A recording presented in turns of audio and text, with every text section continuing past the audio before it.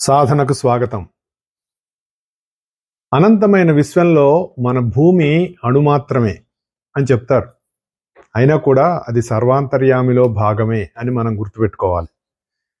కాబట్టి దాని మీద ఉన్నటువంటి జీవులని ఉద్ధరించవలసినటువంటి బాధ్యత కూడా ఈశ్వరునికి ఉంటుంది. ఎందుకంటే అది సర్వాంతర్యామి అయినటువంటి ఆయనలో ఒక భాగమే కాబట్టి. అయితే భూమి జీవులకు కావాల్సినటువంటి ఉద్ధరణను అందించటానికి దానికోసం ఒక ప్రణాళిక, ఇప్పుడు మనం ఏదైనా ఒక కార్యక్రమం చేయాలంటే దానికి ఒక ప్రణాళికను మనం సిద్ధం చేసుకొని ఆ ప్రణాళిక ప్రకారం ఆ ప్లాను అంతా, ఇల్లు కట్టాలన్నా పెళ్లి చేయాలన్నా మరి ఏ చిన్న కార్యక్రమానికైనా కూడా ఎలాగైతే ఒక ప్లానింగ్ ఉంటుందో, ఒక ప్రణాళిక ఉంటుందో, అలాగే ఈ భూమి మీద ఉన్నటువంటి జీవులను ఉద్ధరించడానికి కూడా ఒక ప్రణాళిక అనేటటువంటిది ఏర్పాటు జరుగుతుంది. అటువంటి ప్రణాళిక ప్రకారమే ఎక్కడైనా ఏదైనా మనం ఆ ప్లాన్ ప్రకారం ఎలా చేస్తామో అటువంటి ప్రణాళికని అందుకొని దాన్ని ఇంప్లిమెంట్ చేసేటటువంటి వాళ్ళు కూడా మనకు అవసరం కదా. అయితే దానికోసమే మహర్షులు, మహాత్ములు అనేటువంటి వాళ్ళు ఈ భూమి మీదకి మళ్ళీ మళ్ళీ పుడుతూనే ఉంటారు. అట్లా పుట్టినటువంటి వాళ్ళు ఆ ప్రణాళిక, దాన్ని ఏమంటారంటే దివ్య ప్రణాళిక అంటారు, దైవ ప్రణాళిక అంటారు. ఎందుకంటే అది ఏ ఒక్కరికో సంబంధించింది కాదు, భూమి మీద ఉన్నటువంటి సమస్త జీవరాశులకి సంబంధించినటువంటి ప్రణాళిక. ఆ ప్రణాళిక ప్రకారం దాన్ని అందుకొని ఎటువంటి దానిలో చేంజెస్ చేయకుండా యాజ్ ఇట్ ఈస్ గా అమలు చేయటానికి కావలసినటువంటి సంసిద్ధతతోటి కొంతమంది ఈ భూమి మీద మళ్ళీ మళ్ళీ పుడుతూ ఉంటారు. ఎందుకంటే మనం ఈ శరీరం అంతా ఎలా వ్యాపించి ఉన్నాం, మనం టిప్ టు టాప్ ఏదో అంటారు కదా, టిప్ టు టో, పైనుంచి కింద వరకు సమస్తం మనం వ్యాపించి ఉన్నాం. మోకాల్లో మనం లేవా అంటే మోకాలు నొప్పి వచ్చినప్పుడు మనకు తెలుస్తుంది ఉన్నామో లేదో.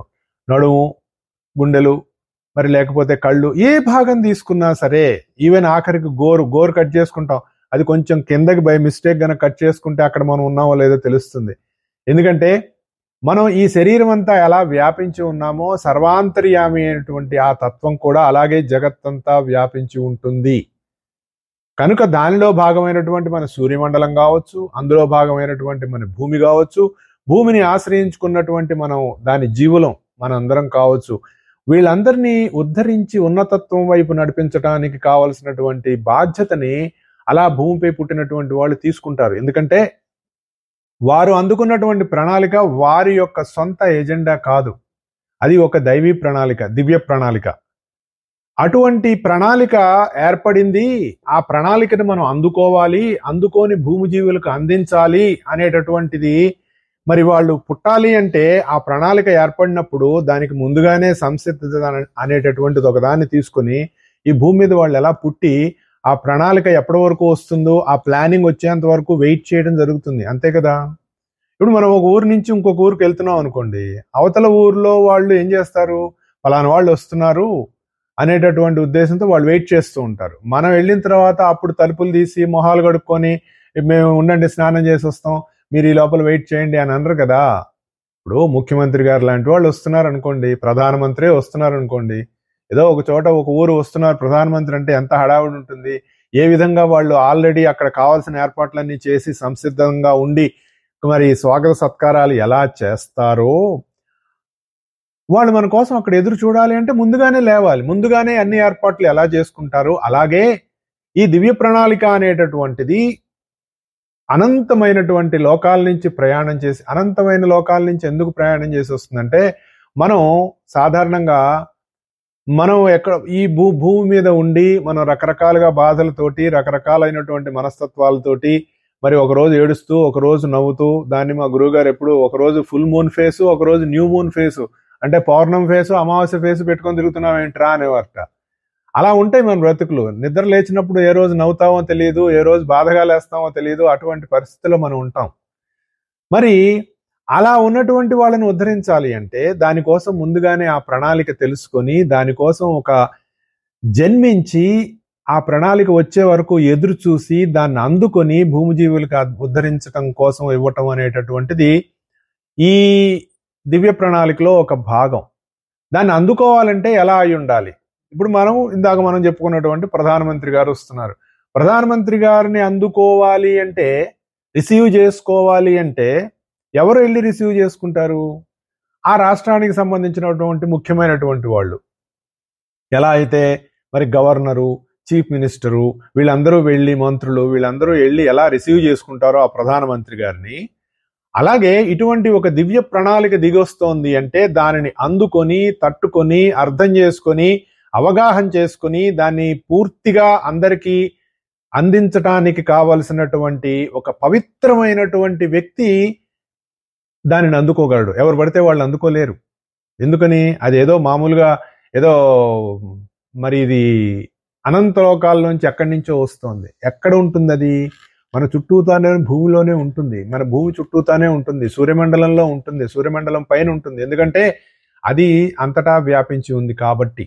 మనం చెప్పుకున్నాం గత వారం, ఏమని చెప్పుకున్నాం? సమోహం సర్వభూతేషు నమే ద్వేషోస్తి న ప్రియ అని చెప్పాడు. సర్వభూతాల్లో నేను వ్యాపించి ఉన్నాను.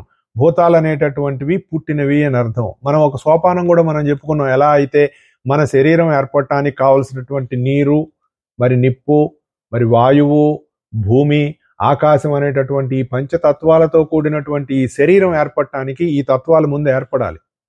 జంతికలు చేసుకోవాలంటే శనగపిండి ఉండాలిగా, నూనె ఉండాలిగా, ఉప్పు కారం ఎలా అయితే మనం ముందుగా ఏర్పరచుకుంటామో, వాటన్నిటినీ ఎలాగైతే తయారు చేసుకుంటామో అలాగే ఈ పంచభూతాలు అనేటటువంటివి ఏర్పడిన తర్వాత ఈ శరీరం, ప్రపంచం అనేటటువంటిది ఏర్పడింది. వాటిల్లో నేను సమంగా ఉన్నప్పుడు వీటన్నిటిలో సమంగానే ఉన్నాడని మనం అర్థం చేసుకోవాలి. అయితే అటువంటి ప్రణాళికను తీసుకుని భూమి మీద జీవులకు అందించి వాళ్ళని ముందుకు నడిపించి, వాళ్ళు పడుతున్నటువంటి బాధలనండి, లేదంటే వాళ్ళు ఇవాళ పుడతాం, రేపు చచ్చిపోతాం, ఎల్లుండి ఇంకోటి అవుతుంది అనేటటువంటి ఒక మరణభూయిష్టమైనటువంటి మరణ భయంతో జీవిస్తున్నటువంటి జీవుల్ని, ఒరే నాయనా మీరు చనిపోవటం ఏమీ లేదురా, ఈ శరీరం వస్తూ ఉంటుంది, పోతూ ఉంటుంది, ఈ మధ్యలో మీరు ఏదో నిద్ర లేచిన దగ్గర నుంచి నిద్రపోయే వరకు ఎలాగైతే మీరు మీ జీవితాలను గడుపుతూ ఉంటారో అలాగే పుట్టిన దగ్గర నుంచి శరీరం వదిలే వరకు ఆ జీవితం ఈ శరీరంలో నడుస్తూ ఉంటుంది. ఆ తర్వాత ఈ శరీరాన్ని వదిలేసి ఇంకో శరీరం తీసుకుంటావు అని ఎవరు చెప్తారు? దానిని పూర్తిగా అవగాహన చేసుకొని ఆ తత్వంలోకి వెళ్ళినటువంటి వాళ్ళు, మనం నిజమైనటువంటి దైవీ స్వభావం కలిగినటువంటి జీవులము, మనకి మరణం లేదు, మరణం అనేటటువంటిది శరీరానికే ఉంది అనేటటువంటి తత్వాన్ని తెలిసి దానిని లోయెస్ట్ లెవెల్లో ఉన్న వాళ్ళకు కూడా అర్థం చేసుకుంటూ వాళ్ళని అందించి వాళ్ళని నడిపించటానికి కావాల్సినటువంటి సంసిద్ధతతో కూడినటువంటి జీవులు కొంతమంది ఈ జగత్తులో ఉంటారు. అటువంటి ప్రణాళికను అందుకొని దానిని అందించడానికి దిగి వచ్చినటువంటి ఒక మహాత్ముడు మాస్టర్ సివివి గారు. ఆయన గురించి నేను ఇంత ఎందుకు చెప్తున్నానంటే, నిన్న మే 29 ఆయన మార్గంలో నడుస్తున్నటువంటి అందరం కూడా మేకాల్ అని ఒక కార్యక్రమాన్ని జరుపుకుంటాం. మేకాల్ అంటే ఆయన 1910 మే 29వ తారీఖు నాడు ప్రపంచానికి ఒక యోగాన్ని అందించారు. దాని పేరు భృక్త రహిత తారక రాజయోగం. అంటే మీకున్నటువంటి పూర్వకర్మలకి, దాని ద్వారా మీరు అనుభవిస్తున్నటువంటి రకరకాల ఫలితాలకి, వాటన్నింటినీ కూడా నాకు సమర్పణ చేసి, మీరు నేను అందించినటువంటి ఈ యోగంలో, నేను చెప్పినటువంటి ఈ విధానంలో మీరు గనక మీ జీవితాన్ని గనక నడుపుకుంటూ ఉన్నట్లయితే, మిమ్మల్ని ఉద్ధరించి మీకు కావలసినటువంటి మార్పులు జరిపి, మీరు ఏ విధంగా ఎటువంటి మార్పులు లోను కాకుండా, నేను పరిపూర్ణమైనటువంటి జీవుణ్ణి, నేను దైవాంశ సంభూతుడును, నేను అనుకునేటటువంటి ఈ మరణం నాకు లేదు, దానిని నేను దాటగలను, దానికి నేను ఈ యోగంలో ముందుకు వెళతాను అని తాను అందుకున్నటువంటి ప్రణాళికని అందరికీ అందించటం కోసం 1910 మే 29 నాడు ఈ యోగాన్ని అందించారు ఆయన. దానికంటే ముందు ఒక 3 నెలల క్రితం మార్చి 31వ తారీఖు నాడు హేలీ కామెట్ అనేటటువంటిది మన సూర్యమండలంలోకి వచ్చి, ఆ సూర్యమండలంలోంచి అది వెళుతున్నప్పుడు దాని యొక్క టెయిల్, అది కొన్ని లక్షల మిలియన్ల పొడుగు ఉంటుందట. దాని టెయిల్, దాని తోక, ఆ తోక చుక్క యొక్క తోక, అది మన భూ వాతావరణంలోనికి టచ్ అయినప్పుడు ఒక పిడుగు వంటి వెలుగు మన భూమిని తాకింది.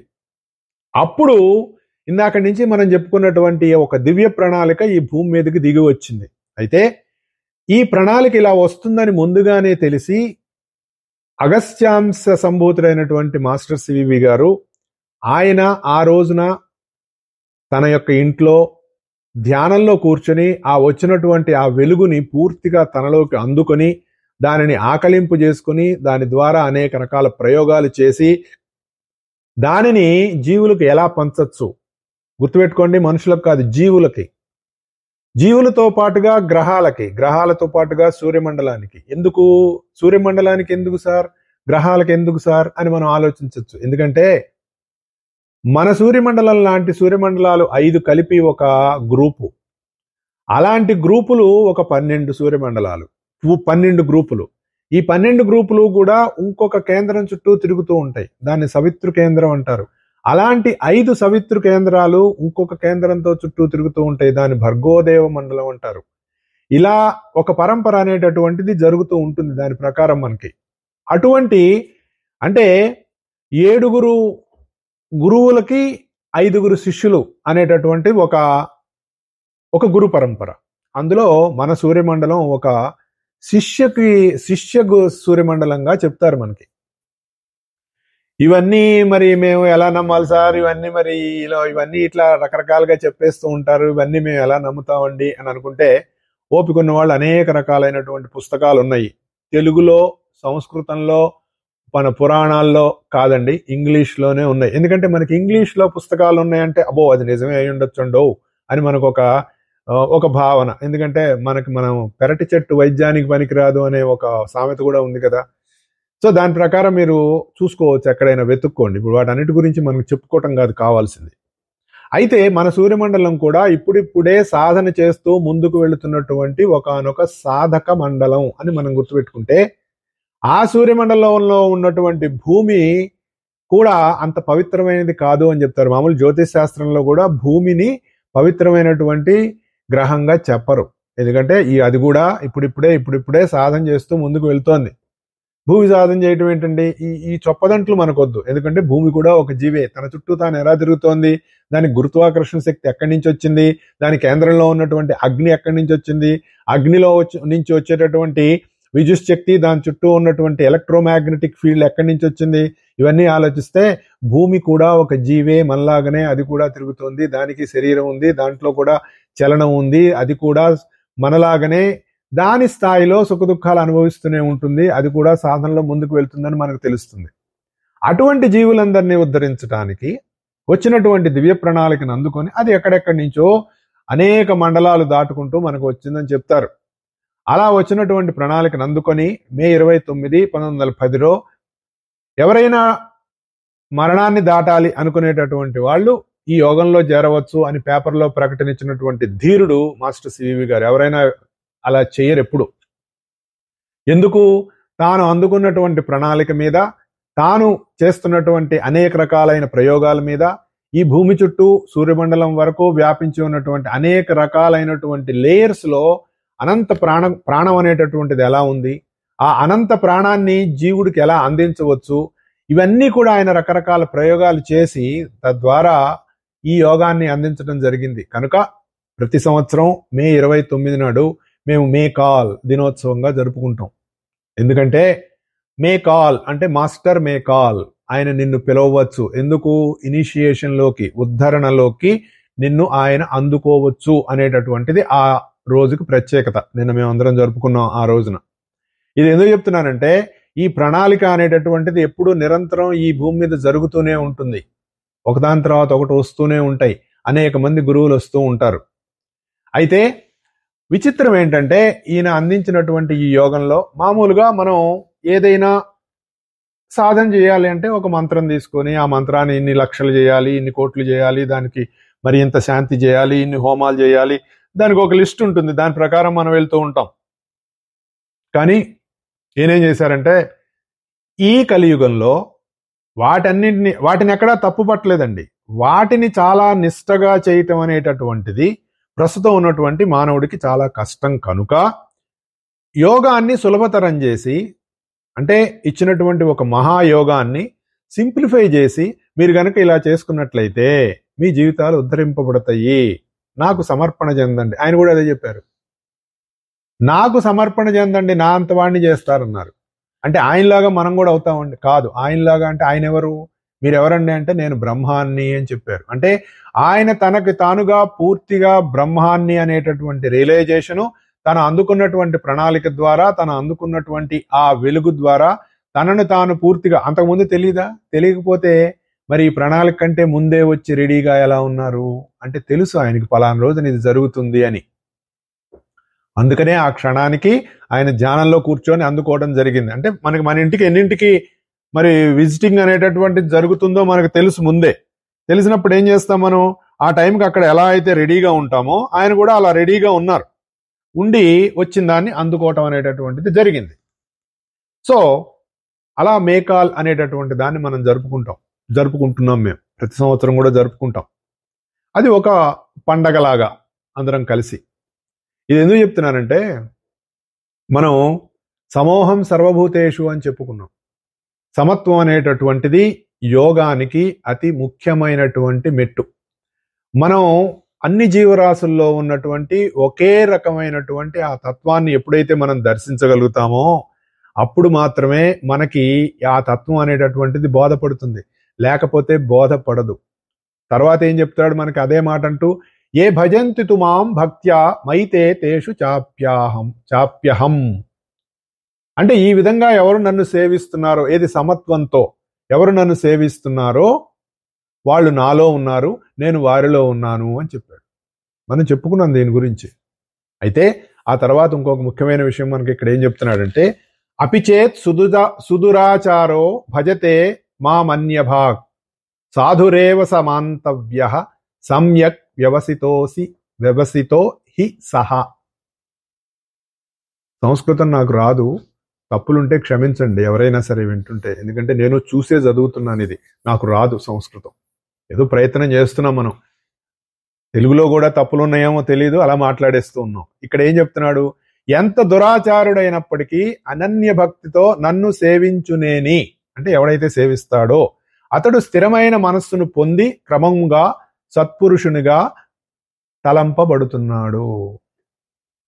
ఇప్పుడు చెప్పండి, భగవంతుని యొక్క సేవకి గాని, భగవద్భక్తికి గాని, లేదంటే స్పిరిచువాలిటీకి కానీ ఏమైనా స్పెషల్ క్వాలిఫికేషన్స్ అవసరమా? భగవద్గీత ప్రకారం జీరో. ఏమండి ఈ పంచ కట్టుకోవాలండి, దానికి ఎంత అంచు ఉండాలండి, ఈ విధంగానే కట్టుకోవాలండి, పంచ కట్టుకోకపోతే కుదరదండి, పైన చొక్కా ఉండకూడదండి, ఉత్తరయం తీసేసుకోవాలండి, అది ఈ చంకలోంచి ఇది ఇందులోకి వేసుకోవాలనేటటువంటి ఒక, నన్ను అడిగితే దురాచారమే. నిజమైన భగవంతుణ్ణి సేవించటానికి ఇవేవి అక్కర్లేదు, అది మనం గుర్తుపెట్టుకోవాలి. నువ్వు ఎంత దురాచారుడైనప్పటికీ, నీకు తాగుడు అలవాటు ఉందా, పర్లేదు రా తాగు. ఎలా తాగుతావు నువ్వు? నీ గ్లాసులో మందు పోసుకున్నప్పుడు, ఆల్కహాల్ పోసుకున్నప్పుడు, దాని నుంచి నువ్వు బయటపడలేనప్పుడు నువ్వు నమ్మిన దైవానికి అది అర్పణ చెయ్యి. కృష్ణుని నమ్మావా, కృష్ణ ఈ ఆల్కహాల్ నీకు ఇస్తున్నా, తాగు, ఆ తర్వాత నేను తాగుతా. అలా మీరు కొన్నాళ్ళు చేయండి.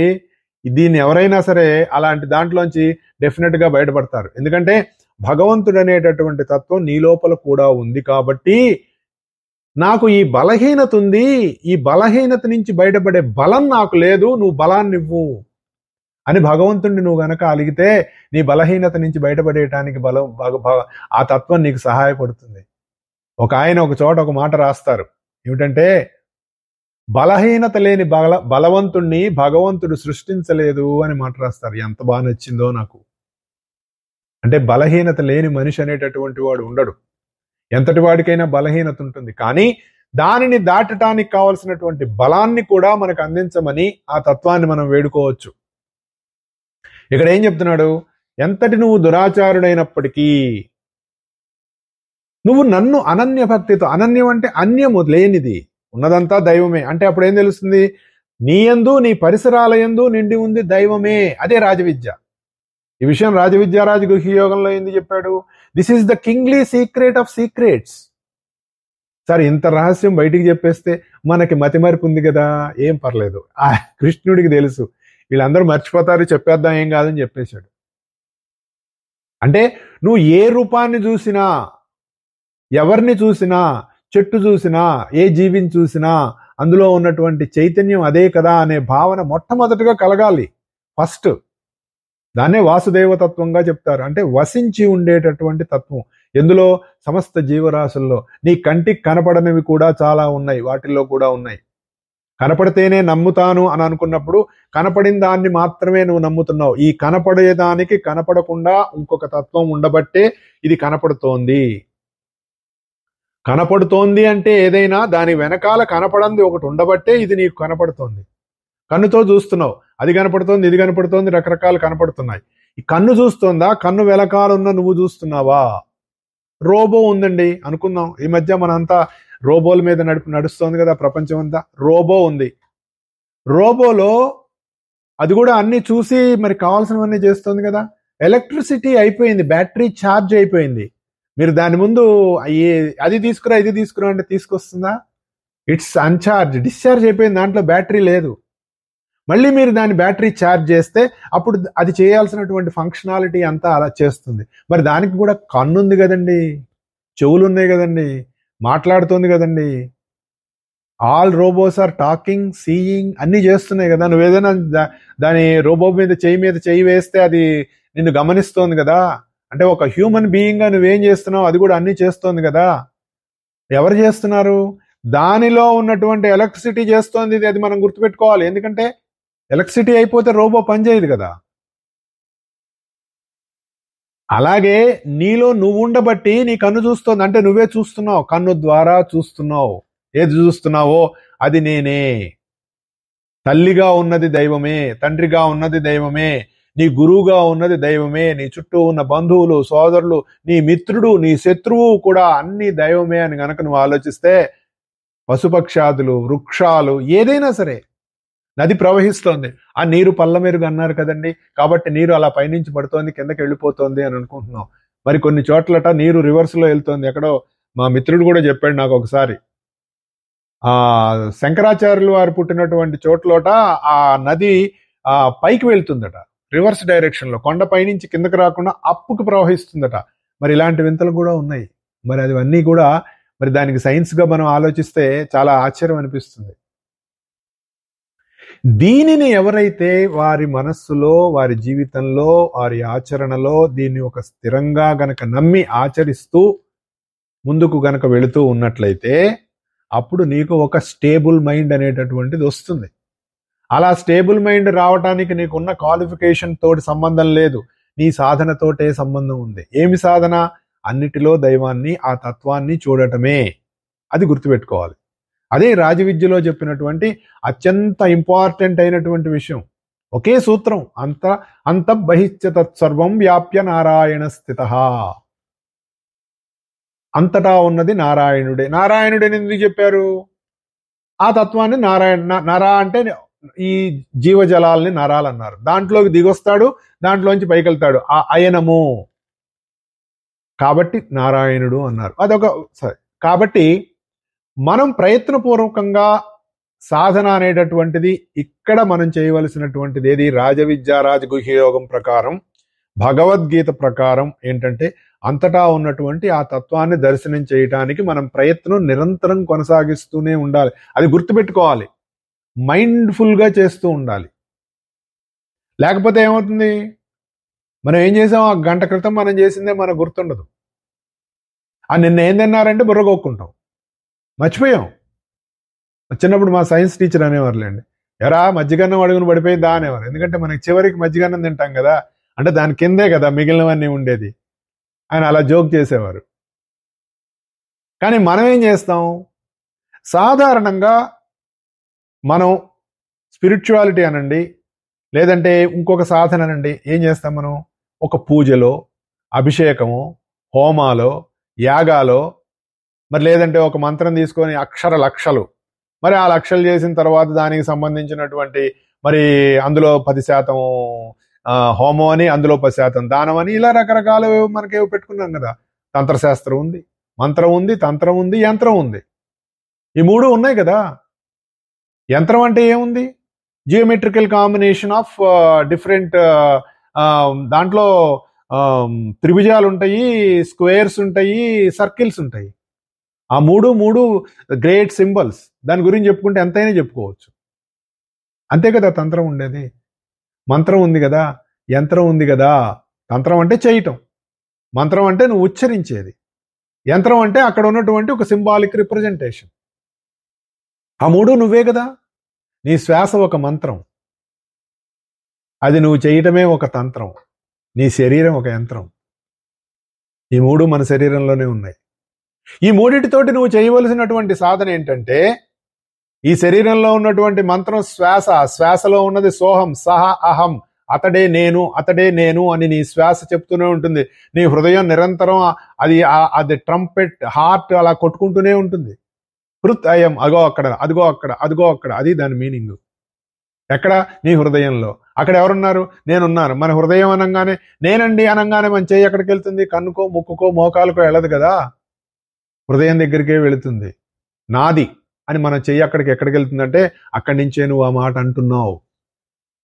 వేదపారాయణాలు, మండల దీక్షలు, తీర్థయాత్రలు, పుణ్యక్షేత్రాలు, ప్రదక్షిణాలు, పర్వతారోహణలు, ఇవన్నీ నువ్వేం చేయాల్సిన అవసరం లేదు. నీ శరీరం అనేటటువంటి యంత్రము, అందులో ఉన్న మంత్రము, నువ్వు చేసేటటువంటి సాధన, వీటన్నిటితో కనపడుతున్న సమస్తాన్ని దైవంగా నువ్వు ఎప్పుడైతే చూస్తూ ఉంటావో ఇవేమీ చేయక్కర్లేదని భగవద్గీత చెప్తుంది.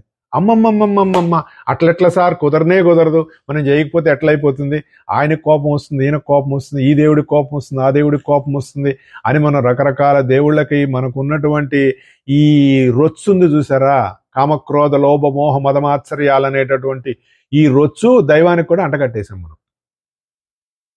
ఒకటి గుర్తుపెట్టుకోండి, అసలు God has no business on this earth అంటే మన జీవితాల్లోకి తొంగి చూసి పొడిచి మనల్ని దుఃఖపెట్టో సంతోష పెట్టాల్సినటువంటి బిజినెస్ ఆయనకి లేదండి.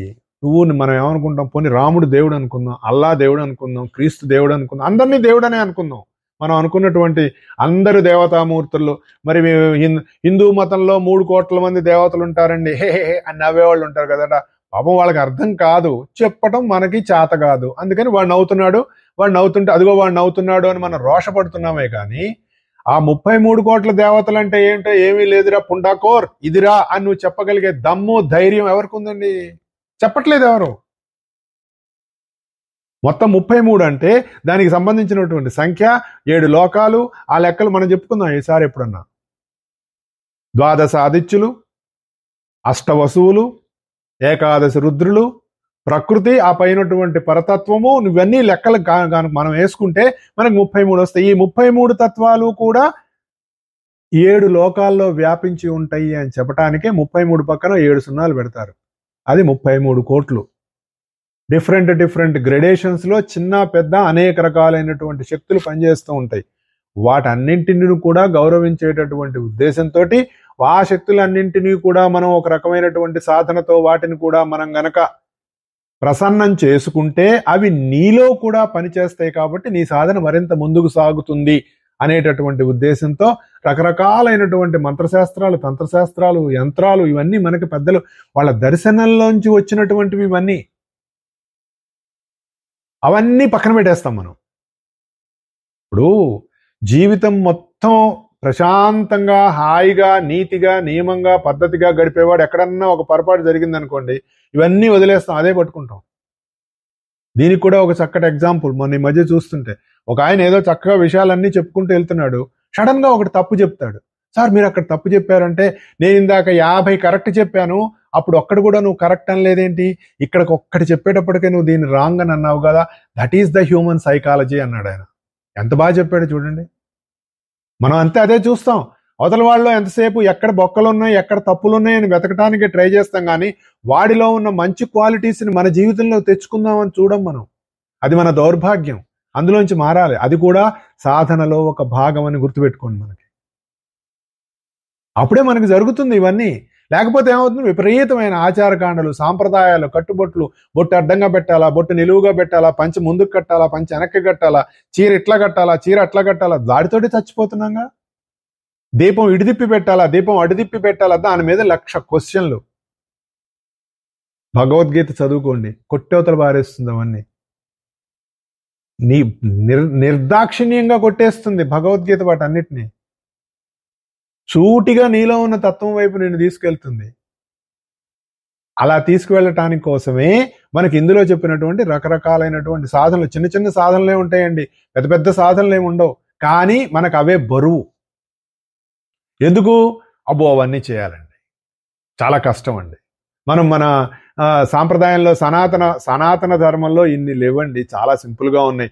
అది ఒక రాను రాను రకరకాలుగా అది ఏమైపోయిందండి. ఇప్పుడు మహాభారతంలో వ్యాస భగవానుడు రాసినటువంటి మహాభారతం ఎంత, దానిలో ఎన్ని శ్లోకాలు, క్షమించండి నాకు నెంబర్లు తెలియవు, దానిలో ఉన్నటువంటి ఎన్ని శ్లోకాలు, ఎన్ని శ్లోకాలు అనుకోండి. మరి 1,00,000 శ్లోకాల మహాభారతం అని చెప్తారు కదా, 1,00,000 శ్లోకాలు ఆయనే రాశాడా? రాయలేదుగా. దాని తర్వాత రకరకాలుగా ఆయన శిష్యుల చేత ప్రచారం చేయించారు కదా, చేయించినప్పుడు శిష్యులు కొంత యాడ్ చేశారు కదా, ఆ తర్వాత ఇంకా కొన్ని యాడ్ అయినాయి కదా. అలా యాడ్ అవుతూ ఎలాగైతే గంగానది పుట్టిన చోట ఎలా చిన్నగా ఉంటుందో, ఆ గంగానది చివరికి సముద్రంలో కలిసే చోట ఎంత పెద్ద నది అయి ఎంత ప్రవాహంతో ఎలా ముందుకు వెళుతుందో, అలాగే పుట్టినటువంటి ఒక మహాభారతం అనేటటువంటి ఒక గంగానది అనేక చిలువలు పలువలుగా అనేక రకాలుగా అనేకమైనటువంటి భావాలు అందులో కలిసి ఈ రోజున ఇంత మహాభారతం ఎలాగైందో, అలాగే మన జీవితంలో కూడా మొట్టమొదటి నుంచి ఉన్నటువంటి ఒకనొక చిన్న ధర్మానికి వారి అవగాహన నుంచి వచ్చినటువంటి రకరకాలైనటువంటి వాటిని భావజాలాన్ని కూడా అందులో జొప్పించేసి మనకు విపరీతంగా మనకి ఈ సాంప్రదాయాలు, ఈ ఆచారాలు, శాస్త్రాలు ఇవన్నీ వచ్చేసినాయి. ఆ బ్రాహ్మడై పుట్టినటువంటి వాడు మరి సంధ్యావందనం చేయకపోతే వాడు అశుచి అయిపోతాడు, అట్లయిపోతాడు, ఇట్లా ఎందుకు అవుతాడండి? బ్రాహ్మడు అంటే ఎవరు? మనకు అర్థం తెలియదు. బ్రాహ్మణ కులంలో పుట్టినంత మాత్రమే బ్రాహ్మడు అనుకుంటాం. కాదు, బ్రహ్మ జిజ్ఞాస గలవాడు బ్రాహ్మడు, 10 మంది లోకహితం కోరేవాడు బ్రాహ్మడు, తాను చేసేటటువంటి దానిలో పూర్ణంగా దైవతత్వాన్ని గ్రహించి తద్వారా ప్రపంచానికి చుట్టూ ఉన్న వాళ్ళకి ఆనందాన్ని అందించేటువంటి వాడు బ్రాహ్మడు. రకరకాలు ఉంటాయి వాటికి, మళ్ళీ మనకి దానికి లింకులు రాసేసుకుంటాం. అంటే మనమే తెలియకుండా రకరకాలుగా చిక్కుముళ్ళు వేసేసుకొని అందులోంచి బయటపడలేకపోతున్నాం. దానికి మనం ఇటువంటి దాన్ని సూటిగా మనల్ని తీసుకెళ్తుంది. అదే రాజయోగం అంటే. ఏమీ లేవు, ఇవన్నీ విపరీతంగా పుట్టినాయి మనకి, అవేం అక్కర్లేదని చెప్తున్నాడు. ఈ రాజవిద్యల ఇలాంటి రాజవిద్యనే మాస్టర్ సివివి గారు అందించారు. భుక్త రహిత తారక రాజయోగము అన్నారు. ఏం చెప్పాడు కృష్ణుడు? నాయన తత్వ విచారానికే ఇంపార్టెన్స్ కానీ ఆచారకాండకు కాదు అని చెప్పాడు ఆయన. ఏమండి, వేదం ఉందండి, వేదంలో ఇలా స్వరం పైకి వెళ్ళాలండి, ఇలా స్వరం కిందకి వెళ్ళాలండి, లేకపోతే ఇంకా దేవుడు కొడతాడా? చిన్నపిల్లవాడు అమ్మ అని పలకటం రాదు, అమ్మని తప్పుగా పలికాడు, నాన్న అంటం రాదు, తప్పుగా ఏదో శబ్దంలో తేడా వచ్చింది, లాగి దవడబలు కొడతాడా అండి తండ్రి? కామన్ సెన్స్ ఉండదు. అలాంటి తండ్రిని చూస్తే ఎవడైనా భయపడతాడు. వాడప్పుడు తండ్రి రూపంలో ఉన్న మృగమే. మనం భగవంతుని ఏమనుకుంటాం? ప్రతిదానికి దేవుడు కోప్పడతాడు, దేవుడు ఇచ్చేస్తాడు, ఈ ప్రపంచంలో దేవుడికి మా మీద కోపం, దేవుడే ఇదంతా చేశాడు అని మాట్లాడుతున్న వాళ్ళు దయచేసి మాట్లాడటం మానేయండి. మన జీవితాల్లోకి వచ్చి జీవితాల్లో తొంగి చూసి మన జీవితాల్లో మంచి చెడు బాధ సంతోషం సుఖం దుఃఖం ఇవన్నీ ఏది పప్పులు పంచినట్టు పంచటానికి ఆయన ఏం ఖాళీ మనలాగా హర్షడ్వర్గాలతోటి కామక్రోధాలతోటి కుళ్ళిపోయేటటువంటి తత్వం కాదది. దాన్ని అంటగలిగేది ముట్టగలిగేది ఏదీ లేదు. మన భావంలోంచి ఆ భావంలోంచి బయటపడాలి. అలా ఎలాగైతే ఇక్కడ కేవలం తత్వ విచారానికే ఇంపార్టెన్స్ ఇచ్చి ఆచారకాండకు ఆ ఇంపార్టెన్స్ లేకుండా ఆచారం కంటే తత్వమే గొప్పది, నువ్వు ఆచారంలో ఇరుక్కుపోయావు, దీంట్లోంచి బయటపడాలి అనేటటువంటి ఆ కృష్ణతత్వాన్ని మళ్ళీ ఈ ఎక్వేరియన్ ఏజ్లో కుంభయుగంలో అదే బ్రహ్మం దిగి వచ్చి మాస్టర్ సివివి గారి రూపంలో మళ్ళీ అదే ప్రణాళికని ఇచ్చింది. దాన్ని ఆయన కూడా అంతే చేశారు, సింప్లిఫై చేసేశారు. సూటి మార్గం, నియమాలు నిబంధనలు ఏం లేవు. ఆయన కూడా పొద్దున్నే 6 గంటలకు ప్రేయర్ చేయి, సాయంత్రం 6 గంటలకు ప్రేయర్ చేయి. ప్రేయర్ అంటే నాకు నమస్కారం చేసుకుని అక్కడ కూర్చో, అంతే, నువ్వేం చేయొద్దు, మిగిలింది నేనే చేసుకుంటా, నీలోకి దిగొచ్చా. ఎవరన్నారు ఆ మాట? ఇంకా కృష్ణుడు కూడా అర్జునుడి చేత యుద్ధం, మా గురువు గారు అన్నారు, కృష్ణుడు కూడా అర్జునుడి చేత యుద్ధం చేయించాడు. మాస్టర్ సివి గారు అది కూడా అక్కర్లేదురా, నువ్వు కళ్ళు మూసి కూర్చొని నేను చేస్తానని అన్నారు. నువ్వు చేయాల్సిందల్లా పొద్దున సాయంత్రం వచ్చి అక్కడ కూర్చొని నాకు నీ శరీరాన్ని మనస్సుని నాకు అప్పచెప్పేసాయి, నువ్వు సమర్పణ చేసాయి అని చెప్పినటువంటి ఆయన మాస్టర్ సివి గారు. అంటే కృష్ణుడు ఇచ్చినటువంటి తత్వాన్ని మళ్ళీ మనకు అందించినటువంటి ఆయన. అటువంటి రోజు మే 29 నిన్నటిది. అందుకని అది కూడా రాజవిద్యే. అటువంటి రాజవిద్యను మనకు అందించినప్పుడు దాన్ని మనం ఏం చేయాలి? ఒక ప్రెషియస్ థింగ్ మీకు ఇచ్చారండి, ఇది చాలా విలువైందండి అని మనం అనగానే దీనికి మార్కెట్లో ఎంత రేటు ఉంది అని ఆలోచించేటటువంటి ఒక వద్దులేండి, మనల్ని మనం అనుకుంటే బాధేస్తుంది మనకి. ఆ స్థితిలో మనం ఉన్నాం. దాన్ని మనం ఏం చేయాలి? ఒక ఎగ్జాంపుల్ చెప్తాను నేను మీకు. ఓ గురువు గారు ఒక శిష్యుని పిలిచి, నేను నీకు ఏదో ఒక రాయి లాంటిది ఇచ్చి దీన్ని దగ్గర ఉంచుకో, నీకు అంతా బాగుంటుంది, జాగ్రత్త చూసుకో దీన్ని అని చెప్పారు. ఆయనకు అదేంటో తెలియదు. నేను మళ్ళీ కొంతకాలం తర్వాత మళ్ళీ వస్తాను నీ దగ్గరికి అని చెప్పి ఆయన ఏదో తీర్థయాత్రకి ఎక్కడికో వెళ్ళిపోయారట. వెళ్ళిపోతే ఆ రాయి ఏంటో ఆయన చెప్పలేదు, ఆ రాయి ఏంటండి అని అడగలేదు. సరే వచ్చాడు, ఈయన సంసారంలో పడిపోయాడు ఈ శిష్యుడు. సంసారం అంటే ఏముంది, భార్య పిల్లలు జీవితం, వాళ్ళు పైకి మనందరికి ప్రత్యేకంగా దాని గురించి డెఫినేషన్ మనందరికి అవసరం లేదు. సరే ఆ రాయిని ఏం చేస్తున్నాడు ఆయన, దాని దగ్గర పెట్టుకున్నాడు. పేపర్ మన టేబుల్ మీద ఏదో పేపర్ వెయిట్ గా వాడుకుంటున్నాడు ఆయన. ఇది చాలా జాగ్రత్తగా దాచిపెట్టు, దీన్ని ఈ పూజా మందిరంలో పెట్టుకో అన్నంత జాగ్రత్తగా చెప్పారు ఆయన. సరే అయిపోయింది, కొంతకాలం గడిచింది, 20 ఏళ్ళు కష్టాలు నష్టాలు ఏవో జరుగుతూ ఉన్నాయి. మొత్తానికి ఏదో డింకీలు కొట్టుకుంటూ జీవితం ముందుకు వెళ్తుంటే 25 ఏళ్ళ తర్వాత 30 ఏళ్ల తర్వాత వచ్చారట గురువుగారు. వచ్చి, నేను నీకు అప్పుడు ఇచ్చాను కదా, ఒక రాయి ఇచ్చాను, అది ఉందా, జాగ్రత్తగా భద్రంగా దాచుకున్నావా నువ్వు, ఏమిటి అని అంటే, ఏమో గురుగారు నాకు అదేంటో తెలీదు, మీరు అప్పుడు ఇచ్చారు, ఏదో కొంతకాలం మొన్నటి వరకు కూడా మా టేబుల్ మీద ఉండేది, ఆ పేపర్లు అవి ఎగిరిపోకుండా పెడుతూ ఉండేవాళ్ళం, ఈ మధ్య కనపట్టలేదు, మరి ఏమన్నా అవతల పడింది అంటే, గురుగారు అయ్యో రే, నేను నీకు ఇచ్చింది చింతామణిరా, దాన్ని నువ్వు జాగ్రత్తగా చూసుకొని నీ జీవితంలో దానికి ఒక నమస్కారం రోజు కనుక పెట్టినట్టయితే నువ్వు కోరుకున్నవన్నీ చక్కగా జరిగేవిరా, అది ఎంతో మహిమాన్వితమైనటువంటిది, అది నేను నీకు ఇచ్చాను, నువ్వు పాడు చేసుకున్నావు నీ జీవితం అని చెప్పేసి గురువుగారు బాధపడ్డారట. ఇది ఎందుకు చెప్తున్నానంటే, మనకు కూడా అటువంటి అత్యున్నతమైనటువంటి జీవితాన్ని, ఆ జీవితంలో మనం పొందవలసినటువంటి అనుభూతుల్ని, తద్వారా ఎటువంటి సాధన చేయటం వల్ల మనల్ని మనం తెలుసుకోగలము అనేటటువంటి అత్యద్భుతమైనటువంటి విషయాన్ని మనకి భగవంతుడు భగవద్గీతలో మనకు అందించాడు. దాన్ని మనం పక్కన వారేసాం. మనం ఏం చేస్తున్నాం, మన ఇష్టం వచ్చినట్టు ప్రవర్తిస్తున్నాం, మనకు నచ్చినవి మనం చేసుకుంటూ వెళ్తున్నాము. మనం ఆఖరికి మనం ఎటు వెళ్తున్నామో తెలియకుండా ఒక అగమ్య గోచరంలోకి వెళ్ళిపోయాం. మనం పాటించేది ఆచారమో తెలియదు, దురాచారమో తెలియదు, మంచిదో తెలియదు, చెడుదో తెలియదు. ఎందుకంటే ఈ రోజున మనకి most of the things we are depend on YouTube channels, అంతే కదా. అందులో ఎవరి లైక్స్ ప్రకారం వాళ్ళు ముందుకు వచ్చేస్తున్నారు, రకరకాలుగా మనకు చెప్తున్నారు, దాన్ని బట్టి మనకు వెళ్తూ ఉన్నాం. కానీ ఇక్కడ భగవద్గీత మనం చెప్తూ ఉంది, సర్వ సన్నివేశాలయందు దైవాన్ని చూడటం. అన్ని ఎనీ సన్నివేశం, మంచి చెడు ఏదైనా సరే ఇది కూడా దైవమే అనేటటువంటి భావన. ఆరోగ్యం బాగలేదు, ఓహో ఈ రూపంలో నా దగ్గర ఉన్నావా, బాగుంది, సంతోషం స్వామి, ఇలా ఉన్నావా, దైవాన్ని దర్శనం చేయటమే. అనుభూతి చెందుతూ ఉంటే అప్పుడు నీ వేషభాషలకి కట్టుబొట్లకి ప్రాధాన్యత అంతంత మాత్రంగానే ఉంటుంది. లేకపోతే మనం వాటికే ఎక్కువ ప్రాధాన్యత ఇస్తాం. పూజ చేయాలంటే మరి పంచె కట్టుకోవాలండి, పంచె కట్టుకుంటే అది ఇటు నుంచి పెట్టుకోవాలా అటు నుంచి పెట్టుకోవాలా, యూట్యూబ్లోకి వెళ్ళి పంచె కట్టుకోవటం ఎలా అంటే ఒక 500 వీడియోలు వస్తాయి. అందులో ఏ రకంగా కట్టుకొని మీరు పూజ చేస్తారు? భగవద్గీత ఏం చేస్తుందంటే, ఒరే ఉతికిన బట్టలు కట్టుకొని అక్కడ కూర్చొని కాసేపు ధ్యానం చేసుకో, నీ లోపలికి నువ్వు ప్రవేశించు. ఇందులో ఉన్నటువంటి ఆ మంత్రం ఏదైతే ఉందో, ఏమిటది, సోహం నేనే అనేటటువంటి మంత్రం, ఇది సర్వ జగత్తులో వ్యాపించి ఉంది.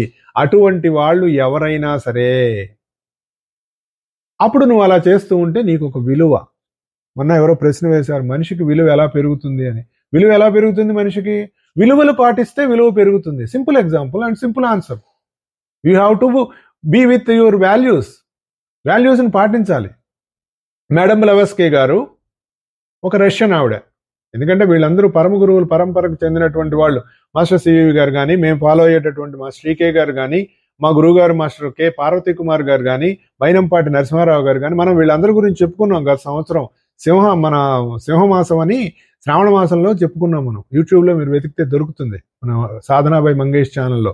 అందులో సుపర్ణ సోపానాలు అంటే గోల్డెన్ స్టైర్స్, ఒక సాధకుడు అమృతత్వం వైపు ఎలా వెళ్ళటానికి కావలసినటువంటి సాధనాపరమైనటువంటి స్టెప్స్ చక్కగా ఇస్తారు. పరిశుద్ధమైనటువంటి జీవనం, ఎ క్లీన్ లైఫ్ అంటారు. పరిశుద్ధమైనటువంటి జీవనం, నువ్వు హ్యాపీగా ప్రశాంతంగా ఎవరిని ఏమనకుండా ధర్మంగా నువ్వు జీవించు. నిష్పక్షపాతమైనటువంటి మనస్సు అంటే వాడు వీడు నువ్వు ఎక్కడ పక్షపాతం అనేటటువంటిది నీకు ఉండకూడదు. దాన్ని ఓపెన్ మైండ్ అంటారు. A clean life, an open mind, a pure heart. Pure heart అంటే నిర్మలమైనటువంటి హృదయం. జిజ్ఞాస ఉండాలి, నేర్చుకోవాలనేటువంటి జిజ్ఞాస ఉండాలి. ఆధ్యాత్మికం, అనాశ్చితమైనటువంటి ఆధ్యాత్మిక లబ్ధి దానివల్ల మనకు వచ్చేటటువంటిది.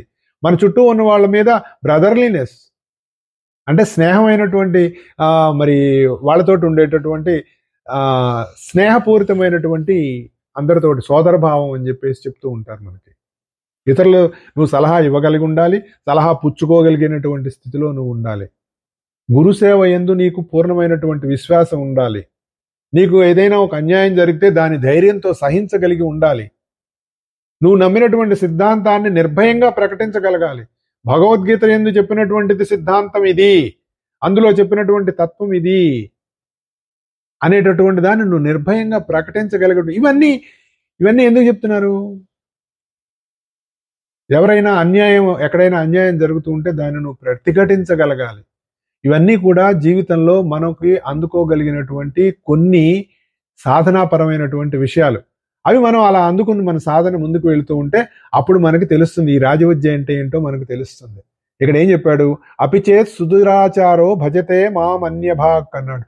అంటే వాడు నన్ను అలా సేవిస్తూ ఉంటే దురాచారుడైనప్పటికీ అని చెప్పారు. మనకి ధూర్జటి గారు రాసినటువంటి కాళహస్తీశ్వర శతకం చదువుకోండి, అత్యద్భుతంగా ఉంటుంది. రోజుకు 2 పద్యాలు చదువుకున్న స్వామి ఎంత అద్భుతమైనటువంటి కాళహస్తీశ్వర శతకం. ఇవాళ ఎందుకో నాకు అది ఎక్కడో ఏదో చదువుతుంటే ఒక పద్యం కాళహస్తీశ్వర శతకంలో పద్యం కనపడింది. తద్వారా అసలు ఆ శతకం అనేటటువంటిది ఏంటి అన్నది చూస్తే చాలా ఆశ్చర్యం వేసింది. అంటే మనం ఒంటరిగా కూర్చొని అందులో కొన్ని పద్యాలు, అలాగే భాగవతంలో కొన్ని పద్యాలు, ఇలా అద్భుతమైనటువంటి పద్యాలు ఉన్నాయి. అటువంటి పద్యాల్ని మనం ఒంటరిగా కూర్చొని మననం చేసుకుంటూ ఉన్నప్పుడు మనలో ఒక రకమైనటువంటి భావం, భక్తి, లేదంటే ఒక చక్కటి అనుభూతి ఇవన్నీ మనకు కలుగుతాయి. ఎక్కడి నుంచి కలుగుతాయి? నీ లోపల నుంచే కలుగుతాయి.